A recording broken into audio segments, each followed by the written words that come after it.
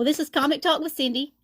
Do you do your whole three names, or is it just Rocky Osborne or Rocky Allen? Yeah, it's just Rocky Osborne. I went to Facebook. I went to Rocky Allen Osborne when um, I had to change my profile at one point. So, Oh, okay. scammers and whatnot. Oh, yeah. Well, why don't you tell us a little bit about yourself? Oh, goodness. What can I tell you? Like where you're from? Where did you I was, grow up? I was born in Chicago, but I grew up in two places. I grew up in a small town in Illinois called Donovan, Illinois, in my younger years. Donovan, Illinois. I think I just looked it up the other day. Population's like 280 people. So it was funny because I was having a conversation with a guy after my show last week, and he said, "Oh, I'm from a small town," and I go, "Oh, how small?" And he says, like 2,800 people. I'm like, "Yeah, that's not small. Let me tell you, small. 280." So yeah, I lived in Donovan until I was in. I was just getting ready to go into junior high, and then we moved from Donovan, Illinois, to Anchorage, Alaska, and then Okay. I went to junior high and high school in Anchorage, and uh, Mm. And while I was in Anchorage, I was in ROTC in high school, and I just, the thought was that I would become a police officer, which was my goal in life. I wanted to be a police officer and fight the good side of and ended up in the military, Well, and went into the military right out of high school, and just okay. spent. I did just under 4 years in the Air Force. Okay. I was a military wife, so I understand. Oh yeah, yeah, you Yeah. get it. I was a military wife for 19 years, and my husband passed in a car accident. I'm sorry So, to hear that. mm, thank you. How long Um, ago was that? it was in 2001. 2001. Oh wow. Yeah. Aretha Webb, that's in here in the chat, uh, she is the one who sent me your video. And Oh, she's like, watch this video. And when I watched it, I said, I gotta contact him. Is that's he still funny. doing it? Which video was it? Do you remember? Yeah, it was about when half your body's different than it's when you're. I don't know if we can I say all that on here, but love it. Different. Yes. yeah, I It's funny love. because when I did the dry bar special, they said, you can't talk. There was a lot of things. There's a lot of things in that contract. When you do Yeah, the dry bar special, you can't talk about this, you can't talk about this. If you say, one of the rules in there is if you say, or you can't say like, oh my God, or oh Lord, you can't say anything like that. And if you say anything where you're making fun of your wife, you have to reiterate that you do love your wife, or your spouse. And so there wow. were so many rules, and I really didn't think they were going to let me do that bit, the left side of your body versus the right side of your body. But I Yeah. did it, and then after I did it, I was talking to them and I said, "Hey, when's my special going to come out?" Because it was about a year and a couple of months. And they said, "We're still kind of looking at it to decide." And I was like, "Okay, Oh, it's never going to air. They're not going to, they're just not going to use it." And then all of a sudden they sent me a message and said, "It's coming out on Friday." And I went, "Oh." And so I was eager because I thought they were going to cut stuff out. They ran the whole 32 minutes. They didn't cut a single thing. well, that's great. Yeah. Yeah, it was Flat. very funny. I was surprised about that too when I saw that it came from Dry Bar because I know several other comedians that have Dry Bar specials, and they're talking about what you can say and what you can't say. And I had one comedian that I interviewed on TikTok, and I sent him a list of words because I was worried about him. And I was like, "This is a list of words you can't say," because I just knew he was going to say them. He That's worked his way awesome. around them though. Right. No, I'm polished enough. This the beauty of what I do is a lot of people say, "Oh, that guy's a clean comic," or "That guy does adult comedy," and I'm one of the few that does both. I could put on an entire weekend, 4 shows back to back, 45, 50 minutes, doing just straight clean comedy, and I could do that exact same thing with adult comedy. I have an entire adult show, so I do I do value that a lot because people say, "Oh, well, I like this guy because." I'm a little bit of both. I'm a little bit of Donny Osmond and Donnie Murray, right? I'm a little rock and roll. I'm a little country. So I like that I can be both ways there. You sound like you're from my time era then, saying Donnie and Marie. 55, Well, I got you beat. I'm 61. 61. Well, you don't look 61. Well, thank you. Um, That's when you're supposed to smile like ding, and then like a little flash of light comes off your tooth. um, I'm used to it, I guess, because my daughters both look young for their age, and my granddaughter. My daughter's 36, my youngest daughter, and she looks like a 20 maybe Right. 20. So when I was younger, I looked older, and now when I'm older, I look younger. So maybe it'll That's last. It's good uh, genetics, I guess. I know if I shave my I look a little homeless right now, but I'm in I want some medicine right now. I'm having horrible back pain. I've never had back pain in my life, and there's something wrong with my lower back. I don't know if it's a pinched nerve, but I was actually at urgent care just a few hours ago. Oh my So, goodness. yeah, is what it is. It's got to be fun doing this because I'm trying to talk to you, but I'm also like watching as everything pops up here on the bottom as people just Yeah. keep posting stuff. And this says, oh, I see. Okay, got a number 3 gifter badge. I thought that said grifter. I was like, I'm not sure when that word became a good word. Yeah, You the got a gift. number 2 homeless badge. Yeah, these are my friends. My boyfriend's in here too.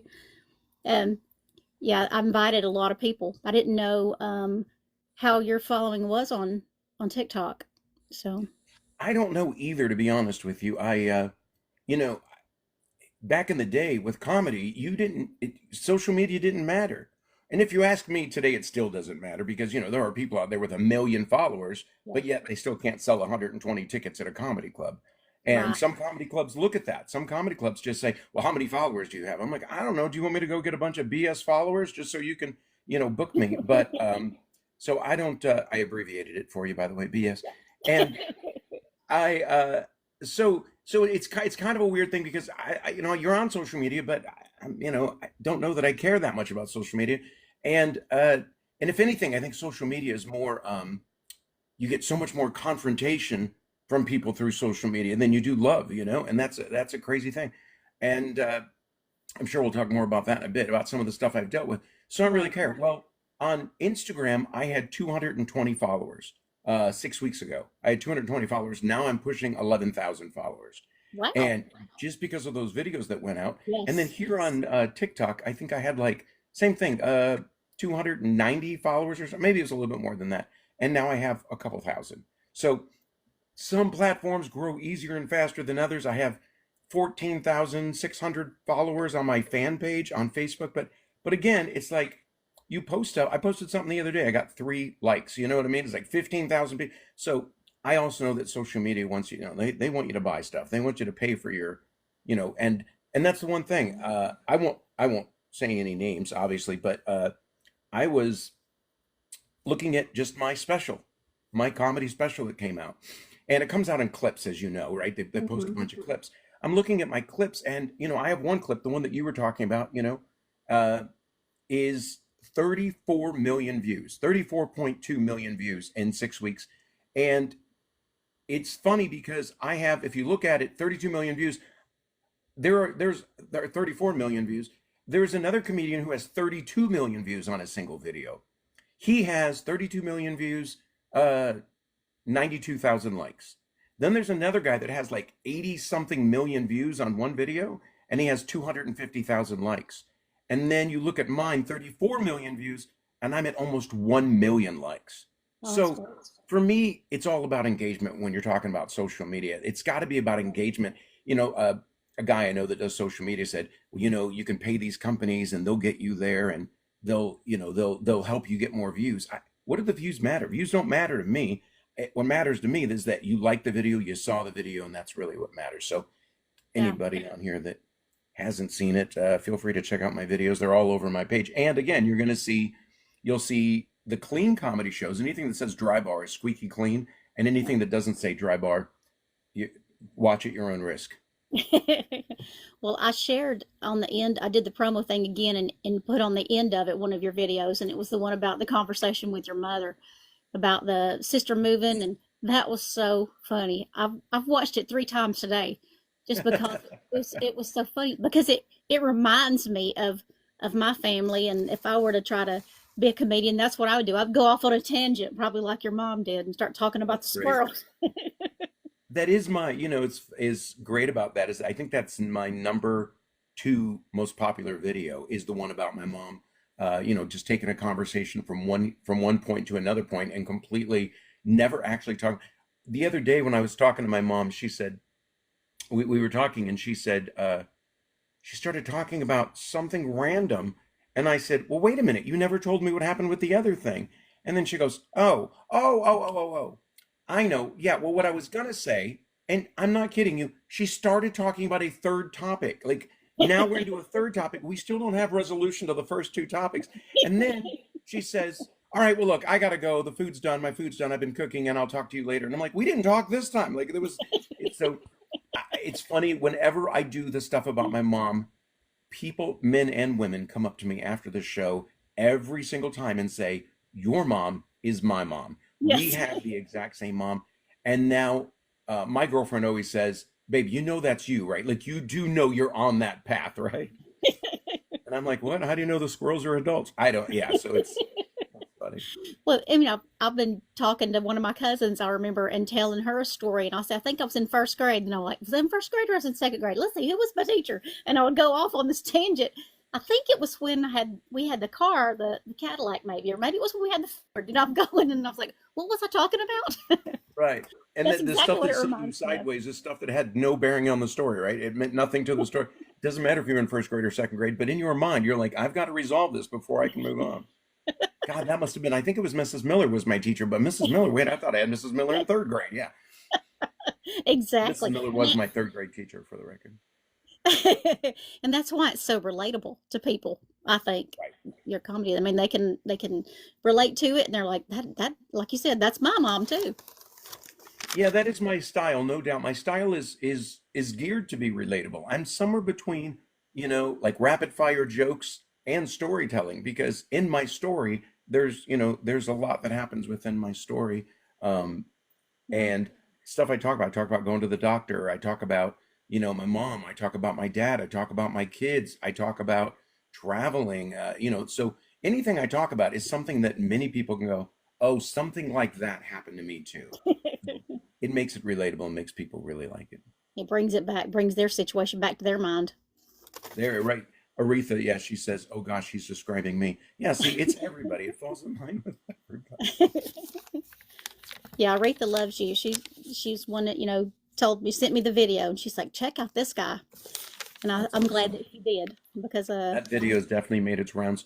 I got a message. I can't say anything about anything, but I did get a message from a popular TV show asking me if I was interested in maybe doing doing their show, and I thought that was really neat. But they haven't said anything to me yet. They said they'll get to me in August, sometime here in the next 30 days. I'll hear something, and then when I hear something, I'll tell the world, I guess. But until oh yeah, then, you might want to come back on and tell us all again. yeah, there you go. That'd be great.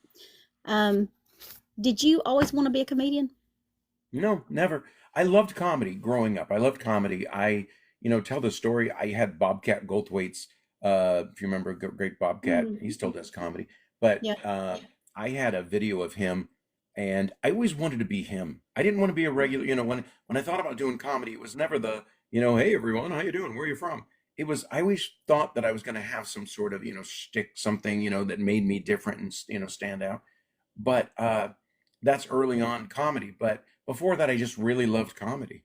And the story goes, I was in the Air Force, and some friends of mine said, "Hey, we're going to go to the comedy club. You want to go?" And I jumped in the car. Growing up in Alaska, you can be in the bars at 18. Mm. So I'm 19 years old. I jump in the car. We go to the comedy club. Lady looks at my ID and says, "You're not old enough to get in." And my friends were all going, "What? Wait, what?" So I think I'm going to have to sit in the car for an hour and a half.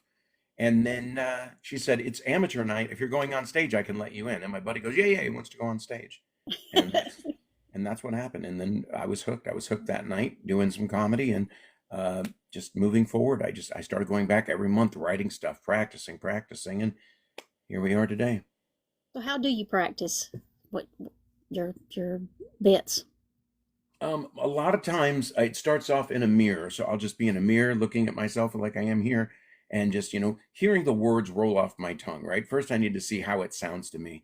And then I take it and then I take it in bits, right? I'll take the specific joke of it and I'll try it on stage. I try something. Um, just a week ago, I'll give a great example. Just a week ago, popped in my head. I was just thinking, I was walking, I was on the cruise ship, and a woman, I perform on the cruise ships primarily. I don't know if you know that. Yeah, you I'm told me. primarily on Royal Caribbean. And so I shouldn't say primarily, I'm 100% Royal Caribbean these days.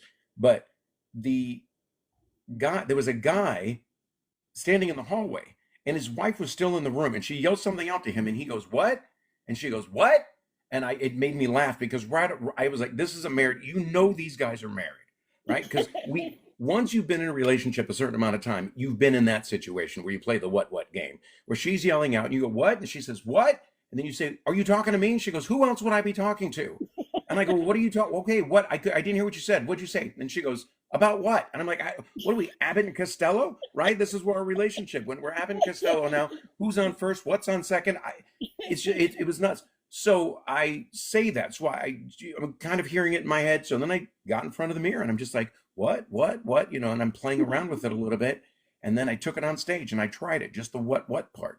And people were laughing. Wasn't a big laugh, but they're laughing. They're feeling me like, oh, this is good. Where's this going? And then I went, that's the end. That's all I practiced so far. But, so I just kind of throw out little bits to see how it goes. And then I just start from there. You start adding, right? Then you try to figure out what the big closer is to it. Where's it going to go from there? For me, it usually ends up with me being at getting ready for a friend's birthday party or something that I had no idea what was going on. She's like, we talked about it yesterday. I'm like, no, you just said what? And I said what? Then you said what? And now all of a sudden, somehow I signed a contract that said we're going to these people's birthday party that I've only met once. So that's how that's how I practice it. That's funny. Yeah, so relatable. Yes. Yes. And this I can't see Monty. Go ahead. I'm sorry, I was just reading stuff. We're talking about how did you like Alaska? Somebody asked that back. Yeah, I loved Alaska. I lived in Alaska back in the day when Alaska was, it still is, I'm sure, but I left Alaska in 1989, and I think a couple years later the gangs moved in. So it kind of went astray for, I think it was like 15 years. It took the police to get most of the gangs out and deal with all of that. But when I lived there, Alaska was the kind of place where, everybody said hi. Kids, adults, people held doors open for people. It was, I think, the last bit of real America, well, true family values. That's what I felt about, Alaska, is that people there still, you were kind and you were curious. You were courteous. When I went to church, you still had to wear something nice. I had to go to church not too long ago. I don't remember. Somebody was like, the girlfriend or my mom. Somebody's like, we got to go to church. It's Christmas, and I showed up, and there's kids there, and Slipknot t-shirts and shorts and flip flops. Flip flops I can get into. Jesus wore them, but I don't know if he was a Slipknot fan.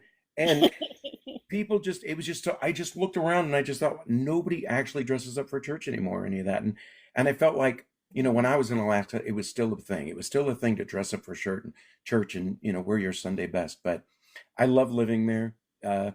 It was fun. People ask all the time, so is it really daylight there all day long? Yeah, it's pretty crazy how that flip-flops like that. I would go to school at 7:30 in the morning. It was still dark. And when I got out of school, it was dark. And the only daylight you got was a little bit of time while you were still in school. So, and that's in Anchorage. It's even worse the further north you go. So, wow. Start getting dark around 3, I guess, maybe 2, 3 o'clock is what it was like. So then when it's when the sun's out 24 hours, when is that? What time of the year is that? That's during the summer.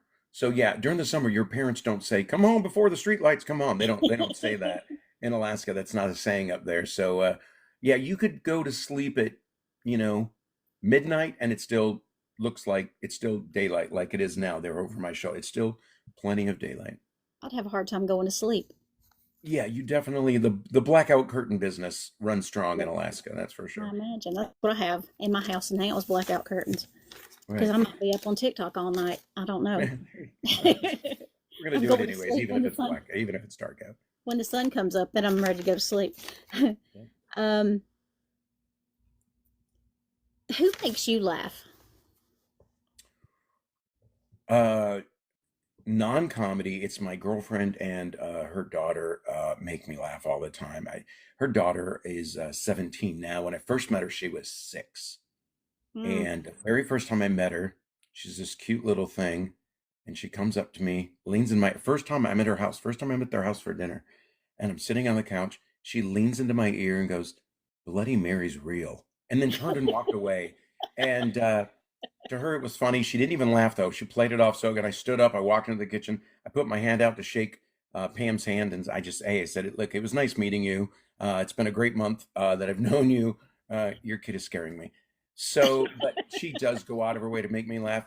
In the joke I do about the joke you've probably seen about my mom online dating, Yes, that I was see she's on an hysterical. online dating site for old people. I don't remember what it was called. It was like Gray Haired Love or At Heaven's Gate. She wrote that line. Oh, So she actually wrote that line. She said, you should say something like the name of the website. And I was like, oh yeah. And then she's like do something like like At Heaven's Gate and then she had a couple of them, and we were laughing so hard at Heaven's Gate it clearly had to go into the. Just the other day, she said to me, she goes, "Hey, I haven't seen any royalties yet for that joke I wrote for you." I'm like, "Oh my God, this kid." I'm like, "I'm teaching you to drive. There's your royalties." teaching her to drive. Yeah, yeah. It's not even comedy. That's scarier than the Bloody Mary thing. It's yeah. um, do you feel like your comedy's evolved over the years from the time you started till now? Oh, absolutely. Yeah, every comedian would tell you that. It's comedy starts off so simple, the simple jokes, the simple things. And my comedy has grown.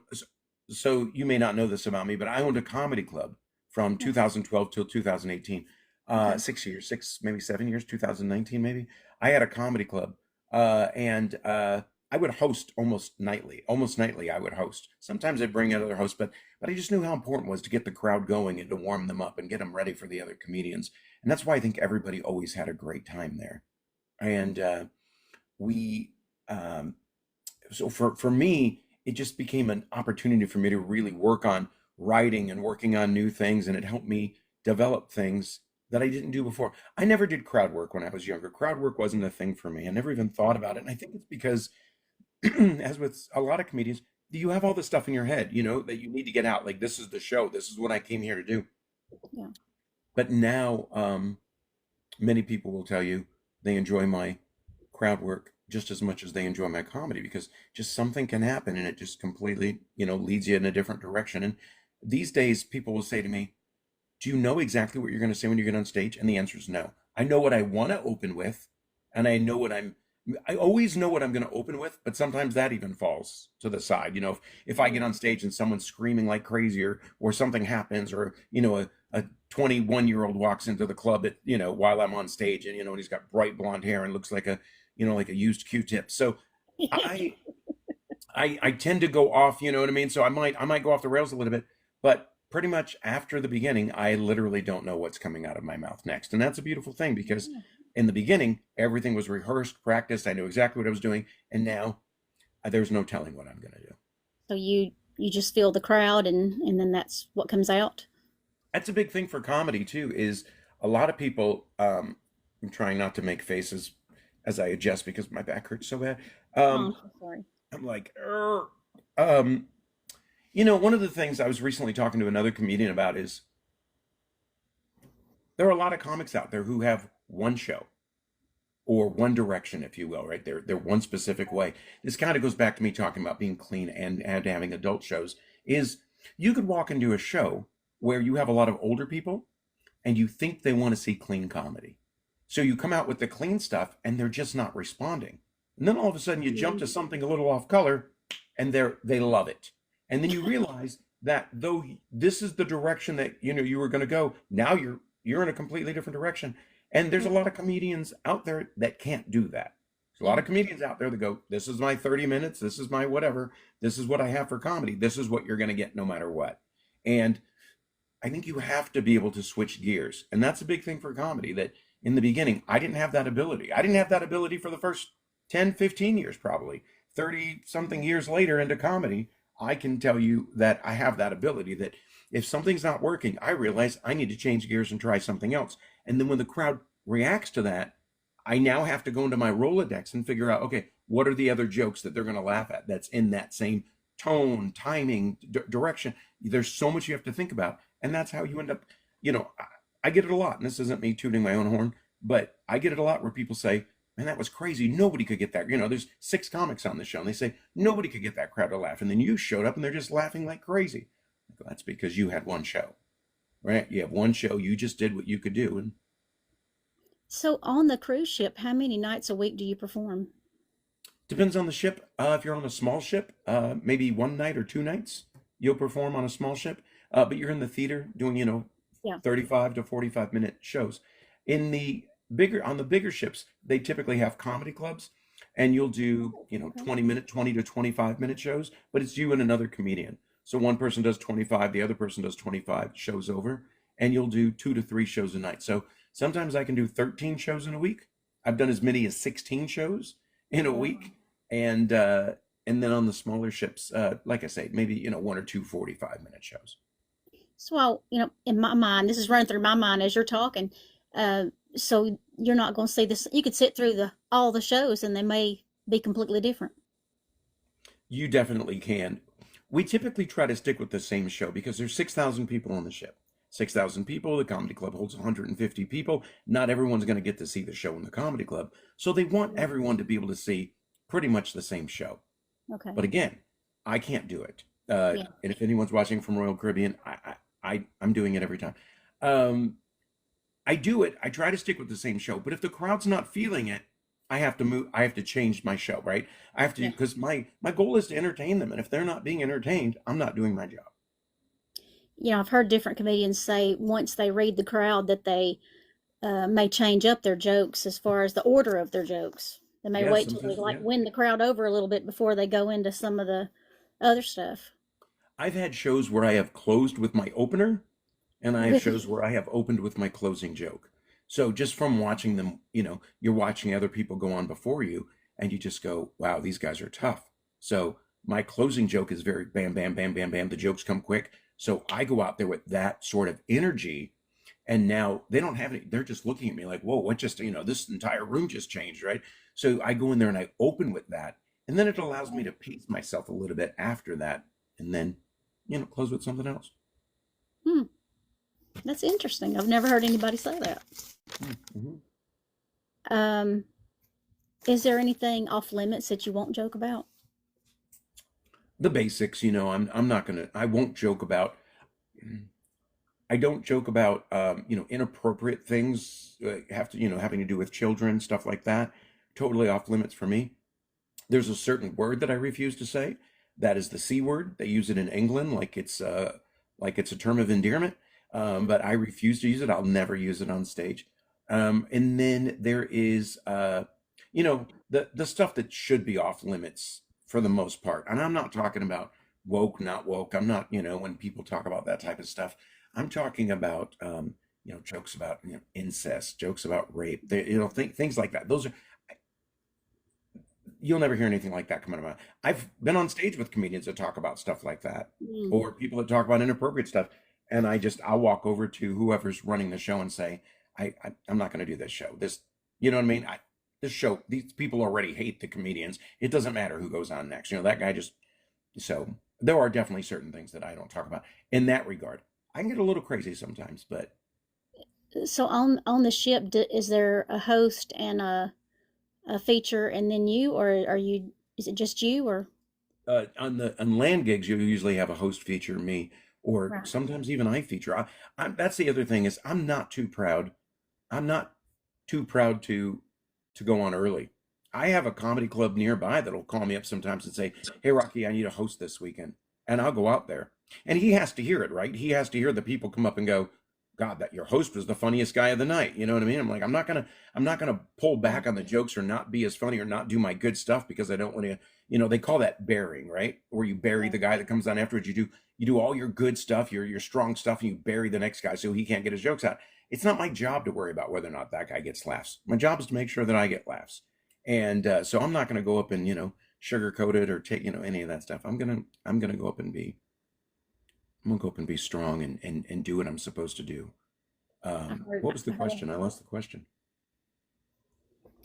we're both older. We don't know. We've lost the Hmm. question. All Hmm. right, let's I'm move not on. sure if I answered or not. Let's just pretend I did.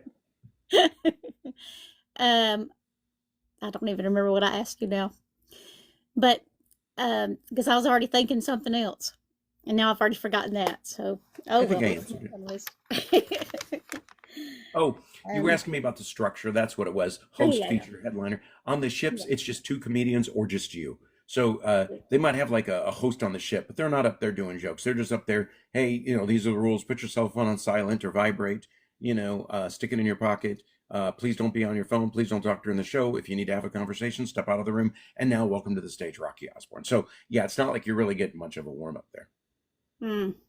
And I mean, you want the comedians that come with you. I know what I was going to ask is, do you ever suggest somebody else to come with you, like when you're doing a comedy show? If you're headlining, do you ever take your own feature with you, or?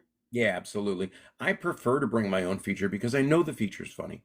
Sometimes, and this isn't, I'd like to say this isn't a dig against other comedians, but maybe it is. You know who you are.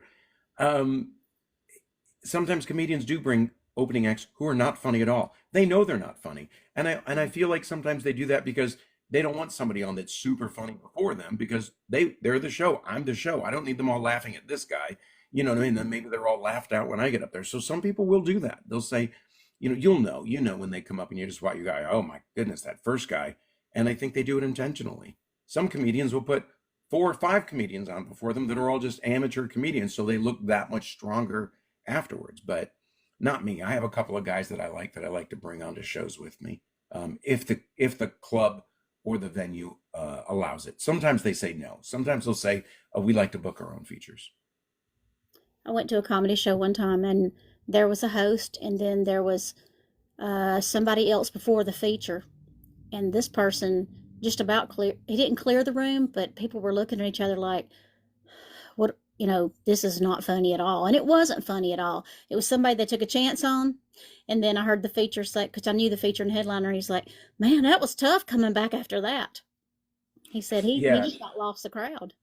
it's crazy when people do that. I was on a show about a year ago where the guy that went on after me on the ship walked the room, where people were just leaving because of Wow. stuff that he was saying and doing, and I just thought this is crazy. I can't believe he's a funny, very funny comedian, but just having a bad day. And when the crowd wasn't responding to him, he kind of turned on him, and then they turned on him, and then it just kept getting uglier, and it's tough. And all I could think to myself was, thank God I went first. Right? I would not want to follow Yes. this. So, yeah, it happens sometimes. It does happen, and it's amazing what it's about. Sometimes it could be something as simple as the joke itself, and then it could be something as simple as timing, delivery. I mean, there are comedians, and you know this. There are comedians out there who have funny premises. They have funny jokes. Just the way they deliver it just isn't great. There are a Yeah. few local guys here where I live who do comedy, and I watch them and I think, that's a great joke. He didn't get any laughs, but that's a great joke. It's a great premise. And sometimes I'll go to him afterwards and I'll say, hey, if you say it like this would be better. Recently, I told a comedian, I said, man, that joke you do about Bubba. And he said, yeah. And I said, man, that's a great joke. And he's like, well, I didn't laugh at it at all. And I said, well, that's just the way you say it. I think if you say it like this, and the comedian legit looked at me and went, no, I like saying it the other way. I just thought, okay, well, keep not getting laughs, I guess. But it's really funny. People just get stuck in their ways, I guess. I think it's really cool to see comedians, like I've seen some in Chattanooga at the Comedy Catch sitting back and helping each other with their jokes. Like if something didn't go over, say the headliner's helping the other person, saying, "Hey, look, like you were saying, if you say it like this, I think this might work." And they Right. try it, and it does work the next time. And they're like, "Thank you," because I've had two on at one time. Like another comedian come in when I was doing an interview, and they were talking about, hey, I remember I had to change my whole thing because you told me it was not right, and you Mhm. said, and then it made it work. So I think I it's love cool. giving out tags to people, something you can say in addition to the joke. I Yeah. love telling people that, but I always ask, I say, hey, do you mind if I give you a tag? And if they're like, yeah, and then I'll do it. Uh, I'd say 99% of the time people will do the tag, but I can think off the top of my head 2 times in the last probably 2 or 3 months that I said to somebody, dude, I think this would be funny. And they're like, dude, that would be funny. And then but they don't do it, right? I don't know if it's just they're too proud to take to take the joke, or, that they didn't write it, or if they're just, some people are just set in their ways. We're like, I say this and I say that, and they're afraid if they say what I said, they'll forget what comes after, or, it'll throw them off. So I think it's interesting. But do you think people are surprised when you tell them you're a comedian, or are you funny all the time? No, I'm definitely, most people when I meet them, there's usually somebody there going, comedian, I mean, this guy's a comedian. But when I do meet people, today at the doctor, I thought it was great because I'm in, excruciating. I can't, on a scale of 1 to 10, I'm a 10. I'm a 10 in Yeah. back pain right now for whatever reason. And so, I'm sitting there, I'm definitely, and the the woman says to me, the doctor, sorry, the female doctor, but she says, "Are you going to need a doctor's note for work?" And I laughed, right? I laughed, but I go, "No, I think I'll be okay." She just looked at me. She goes, "Are you out of work?" And I said, "No, no." I said, "I'm a stand-up comedian. There'd be nobody for me to give the, And she went, "Wait a minute, you do stand-up?" And I'm like, "Yeah." She's like, like stand up, and I think that's funny. It's really funny because people, it's all based on where you're going or what you're doing, or sometimes people, one of my buddies will say, "Hey, this guy's a comedian. Tell him to tell you a joke." You know what I mean? And I think people just think he's, they're saying, "Oh, look, this guy's trying to be funny," but uh, when people do find out I do comedy that don't know that, it's usually a surprise, or they're usually shocked, but always good, right? They're like, "No way!" Once they find out, they have 1,000 questions They ever say, just, well, tell me a joke. all the time. That's the number one thing is tell me a joke, and I don't. I probably should have a joke ready to go. You know what I mean? The production manager on the ship the other day said, she goes, "Can I tell you my favorite joke?" I said, "Sure." She said, "What's green and invisible?" "What?" She goes, "That cabbage right there." Stupid. Yeah. But I should have a joke like that ready to go where Yeah. people, and then they'll look at me and go, "I'll never watch your show. There's no way I'm gonna watch your show." I always feel like I get funnier when I hang out with comedians. It's funny because Right. people think I am a comedian, and I'm like, well, I'm not. But sometimes I think I would like to be, but I don't. I'm terrified of stage fright. Have stage fright. Always have had. But I can be funny around a couple of people, but that doesn't mean I'm a comedian. But I did tell something at the doctor's office when I had to go about my back too, and I just had surgery in May on my back. I had a lumbar fusion, Yep. but I went to the doctor and I said my back is just really hurting, and he said, well, do you know? I said, sorry, I'm walking so slow, I can barely move. And they said, well, do you know what caused it? And I said, well, it could be because I'm dating a 38-year-old, and at that time I was. What? The nurse turned around and looked at me, and she said, can we go tell the receptionist? That's one of the funniest things I've ever That's heard. So that's we had to awesome. go. We went back and told that. That didn't work out, but I did have That's back awesome. surgery. The 38-year-old didn't work out. No, but I did have to have back surgery, but not because of him. Yeah, not because of him. He didn't throw your back out. No. That's But I made him great. think that at the doctor's office. Um, how have you handled comedy and your family, and has it been a challenge over the years? So I'm a little different of a story because I was doing stand up and working a regular job, had a job during the day, doing stand up at night. And then in 2002, I got custody of my kids. I talk about that on stage. Their mom died, and well, not yet, but I'm hoping. And there, so I got custody of my kids. So uh, everyone's been waiting. Like, is he going to say something funny yet? Um, all 127 people watching this. Wow, you got a lot of follow. Oh, that's never mind. That's total. Um, the So I got custody. When I got custody of my kids, I took a real job where I could work my way up through the ranks of that job, eventually becoming an associate director of retail for a major company, and then eventually became the CEO and president of another company. Oh, And I held that job. And then in 2010, I walked away from that job and opened the comedy club. And my kids were older. They were, at that time, my kids were whatever, 18 and, 16 or something like that. So I was able to walk away. I could start getting back into comedy again. So I actually took a hiatus when it came to my kids.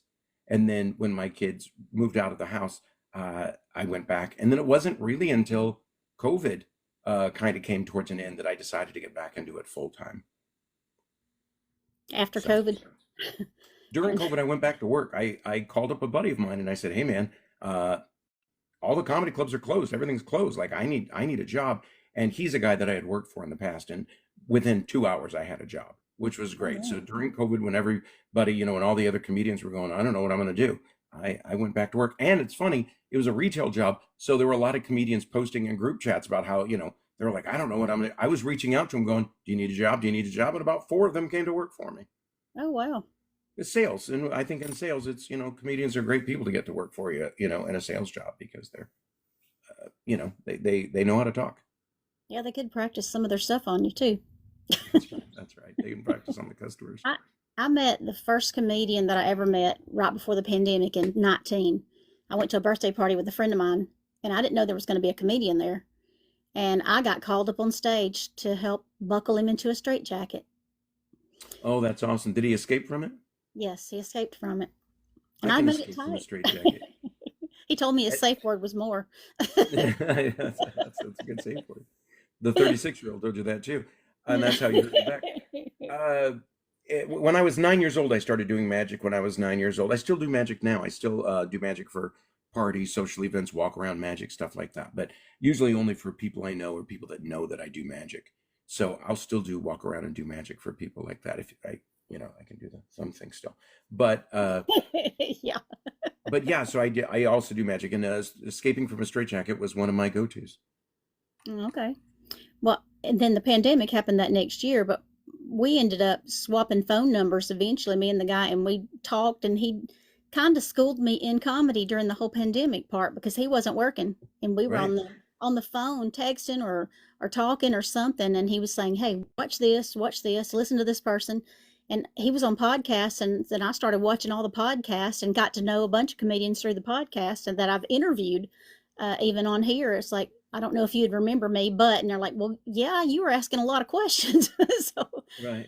um, it made me more curious about comedy. And so I've gone to so many shows, and I've gone to 6 shows of the same show, Yeah. 6 of the same thing, because, and it's, I watch the progression of how it starts on Thursday night and how it ends on Sunday. Right. And It's I know amazing that, how you can watch a joke on Thursday that the comedian does, and by Sunday the joke is completely different. yes. Right. So it's interesting to watch the growth of a Mhm. joke or of a bit. I have a bit about learning Spanish, which started off as such a small thing, and that small thing was there are words in Spanish that look like words in English that don't even come close to meaning the same thing, like do not disturb, right? If you get a do not disturb sign in the United States, it's a sign that says do not disturb. Well, in Spain, when I got to Spain, I went to go put the do not disturb sign on the door, and I looked down and it said no moleste. Wow. And I was like, oh great, you have to tell people in Spain not to molest you while you're sleeping. So uh, that was the joke. That was the joke right there. And now it's, if you look it up online, it's on my Facebook page. It's like a 5-minute bit now, just about going there and well, wait a minute, who's doing the moleste? I've got questions. So it grew and it grew, and and it's interesting. And it's same thing. Like I'll go to Spain for a full month every year. I go to Spain and I do the Mediterranean cruise and I perform on it. Oh, wow. And I always have a list of jokes that are on that I have that I'm going to work on while I'm there. And it's always amazing how I start with something, and by the time I come home, it's something completely different. Yeah, that's one of the biggest things. One of the comedians asked me. He said, "Well, what do you observe from that from Thursday to Sunday?" He said, "Is it like a record player show?" And I was like, "What?" And he said, "Well, I mean, exactly the same. Like you're putting on a record and it's exactly the same." And I said, "No, hardly Right. ever is. I mean, I have heard some that's exactly the same show that I heard 3 years ago, but most everybody, it's a little different. It's better. It gets better and Right. better every time I hear it." And then they may change the whole punchline. They may change the beginning. So when you put your videos on social media, is it jokes that you're still actively doing, or is it? Oh, absolutely. If Yeah. you watch my whole special on Dry Bar, uh, that company that called me that said, "Hey, we'd love to have you on this show to do comedy. We'd love to talk to you about it." I said, he said, "I'm going to watch your special now." I said, "Well, when you watch the special, know this: I'm not a big clean comic. So when I did my Dry Bar special and I had to do all that clean comedy, I put that stuff together to do it. It got plenty of laughs. It did great, but most of those jokes are bigger and better now. They have new, either a new ending or a lot of new stuff in the middle of it. Yeah. The Biden bit, I do a joke about Joe Biden falling off his bike. And because I don't like to do political stuff, I'm not political, but I made a joke, when Joe Biden fell off his bike, and I said, then he got up and started talking about, I said he got up and started talking about global warming.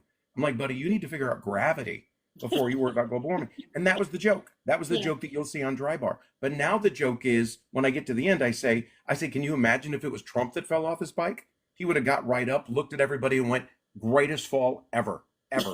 No one's ever fallen like that. Not my fault. Biden's fault. Biden had the bikes made in China. China made the bikes. Not my fault. Most people say bicycle. I say bike. I have the greatest words. Uh, so now that joke, so it's like even that joke, I say, you got that joke is so much bigger now. The stuff about my mom, I love the people that laugh at all the jokes that I tell you. Uh, Yeah. Tara Lynn said that was hilarious on the last joke. But so the jokes build, and when it's a joke that gets a good laugh, I definitely want to do it more. I want to add to it because if it's already getting this big of a laugh, imagine what kind of laugh it can get if I really work on it and build it and build on it and build on it. So Oh, yeah. that joke alone is a great example of what you're asking me, is looking at that Joe Biden joke that started off as just a Joe Biden thing. And what's funny actually is a woman came up to me after the show one night and she goes, if you're going to make fun of one president, you need to make fun of them all. And I go, all 47? And she's like, you know what I mean? And I'm like, that would be great. I just get on stage. Hey, how about that George Washington, huh? And are those even his real teeth? And it was really funny. But I did think about it and I thought, you know what? I should, because I don't ever want anyone to know my political stance. It's nobody's business. Like those were the old days, when my dad used to say, never talk politics, never never talk politics, and I still live by that today. These days everybody's like, here's my opinion. I'm like, nobody's asking you your opinion. Yeah. And so we shouldn't, I don't necessarily want anybody to know my political affiliation, so I think it is best that I just make fun of both sides. And for the record, anybody that's wondering, I'm a centrist. I'm right down the middle. I can go either way, but it's neither here nor there, right? It doesn't matter. I could vote left, I could vote right. I vote for the person, not the party. You're on the fence, right in the middle. You could fall off I'm either on the way. fence and I can be pushed one way or the other, I can be pushed It one way would or be the a other. good fall if you fell. Ask Trump. Yeah, that's right. That's right. Have you ever had any problem with hecklers? Oh, well, that's such a great question. People ask that question to me a lot, and it's never too bad. It's never what people think it is. Matt Rife, who's a master at what he does, and there's a lot of great guys out there like Matt. I mean, that I know personally, and I've known much longer. I don't know Matt Rife, but Ian Bagg and some of these guys that are just I so good love at Ian. being. I've met They're him. just Yeah. so good at crowd working. But when you're doing some of this stuff, sometimes that invites people to yell out to you. And I think that's a thing that's happened lately. Or there are people out there who see the Matt Rife stuff, or they see the other guys, or some other guys on Netflix who have specials out that are amazing. Crowd work guys, they dig information out of you, they make fun of it. But it's encouraging people to yell stuff out sometimes now, where they think, no, you're supposed to yell out to. No, you're not supposed to yell out. You're not supposed to say that stuff. And so I really want, I really don't look forward to it. Now, with that being said, there's two things I do to prevent hecklers. One, I talk loud. When I'm on stage, I have that microphone, I'm loud. Most people, if they start heckling or I know they're going to be a problem, maybe they're drunk and they were a problem for somebody before them, I just talk over them, and eventually they get mad at the fact that I want, they'll either get up and leave or they'll just sit there with an angry look on their face because I'm not letting them talk. And that's okay. So I love just shutting them down that way. And the other way I deal with it is I'm really fast when I talk. Yeah. So I talk when I'm on stage, I'm like boom, boom, boom, boom, and my jokes come quick. So sometimes if I'm having that, every once in a while, if something happens, like I might say to somebody, "Hey, where are you from?" And somebody might say something, and then I make a joke, and then they make a joke about where I'm, you know what I mean? Or they say something, oh well, you grew up in Alaska, I don't know. So sometimes somebody might say something that's funny like that, but it's one of those things. You give an audience member an inch, they'll take two. You give them three, they'll take four, right? Oh, Give them a yeah. rope, they want to be a cowboy. Eddie Murphy, 1984. But if Eddie Murphy, Monday Night Raw, if Monday Night Raw, no, just Raw. He's not a wrestler, and so sometimes when you have to deal with those types of things, it can get interesting. Now, with all that being said, I don't know what happened. One day, maybe 6 months ago, I was on a show on a cruise ship. I came out and I just said, "How we doing?" And I was going to open with a very specific joke about couples.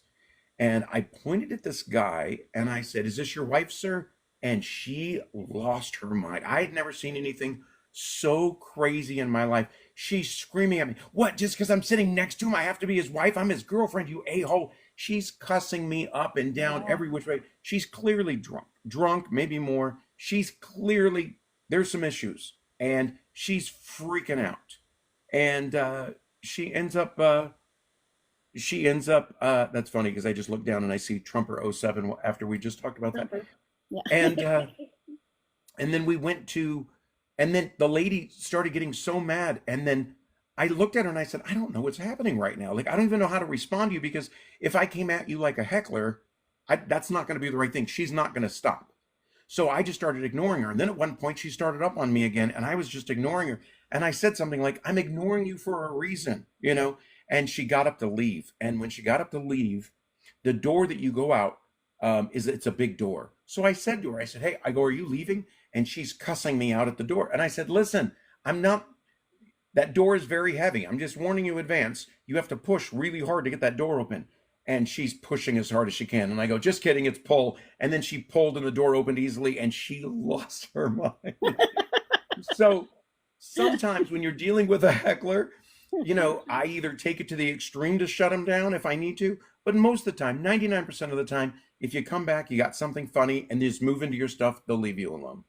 Craig Shoemaker's another one who's really good at that. Craig Shoemaker's great at just talking over them until they stop.